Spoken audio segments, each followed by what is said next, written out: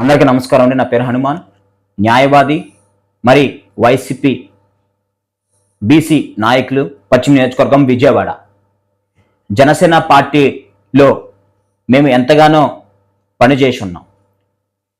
Janasena party నమ్ముకున్న ఎవరైనా సరే యువకులకు ఒకటే చెప్తున్నా, జనసేన పార్టీని నమ్ముకుని మీ రాజకీయ భవిష్యత్తు గురించి ఆలోచిస్తే పవన్ కళ్యాణ్ గారు మీ గొంతు కోసినట్టే. దయచేసి జనసేన నాయకులు ఎవరో పవన్ కళ్యాణ్ గారు నమ్మద్దు, దయచేసి నమ్మద్దు.